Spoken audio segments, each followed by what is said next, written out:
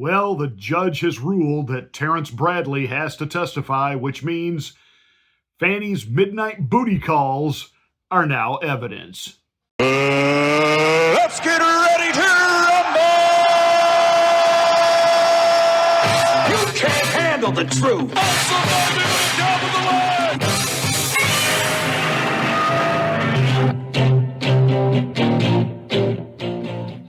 Hi, I'm Pastor Marty. This is the Afternoon Drive. Thank you so much for watching. Make sure that you are subscribed to the channel. Once you are, smack the bell, click the word all. That'll give you notification of my rants, my ravings, my undeniably flawless reasonings. Please like and share this video. That's how we get the word out that we're here. Welcome to the Afternoon Drive.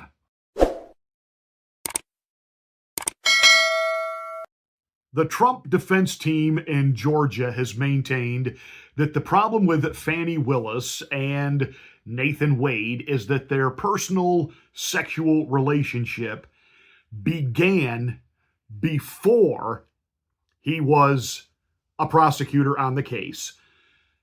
Fani and Nathan have spun this tale that in working together, they got close and then they had an affair, but the affair is over, and the affair certainly did not happen before he was appointed to the case.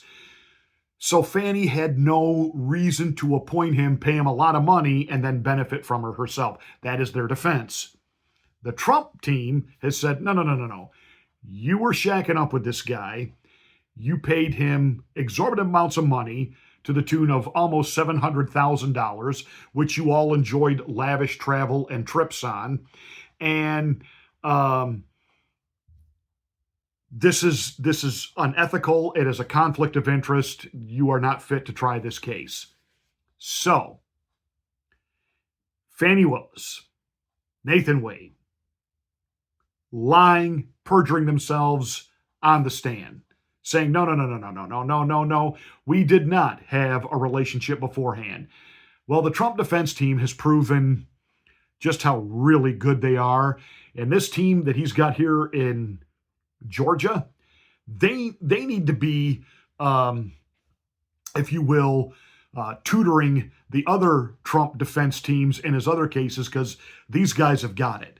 They allowed Fani and Nathan to get on Nathan Wade to get on the stand, talk, perjure themselves, and they did all this knowing full well they had all the evidence that they needed.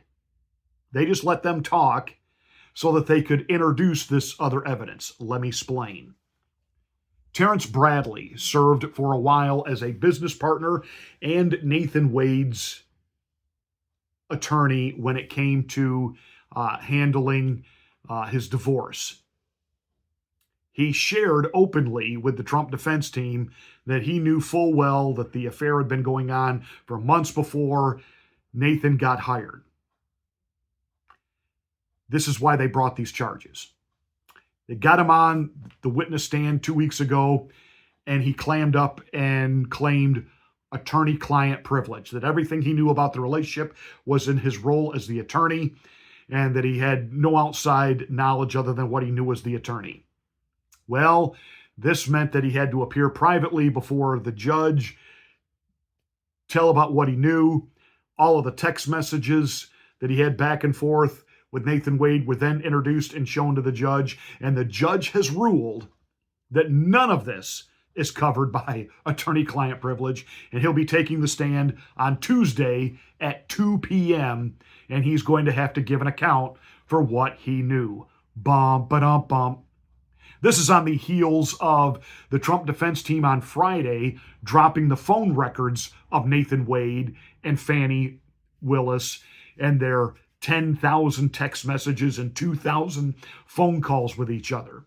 The text messages and his phone being pinged at her condo between the hours of midnight and 5 a.m. She's claiming they were business meetings at 3 in the morning.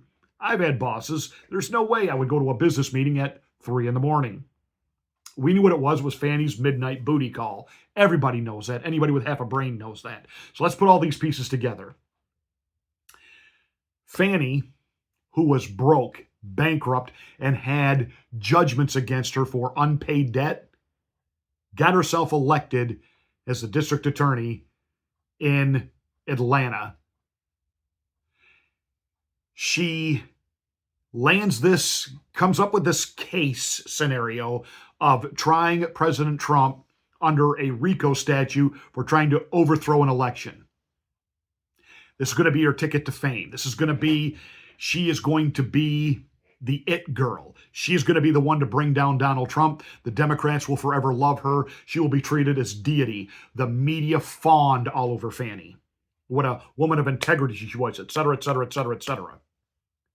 In reality, she was broke. She's having this affair with Nathan Wade. She hires him as the lead attorney. She allows him as a subcontractor to bill the county of Atlanta, Fulton County in Atlanta, for his work on the case to the tune of $700,000, of which the two of them went on all types of cruises and luxury travel together. She claims to have paid them all back out of these hordes of cash that she has, despite the fact she was bankrupt and had a $5,000 lien against her for unpaid debt.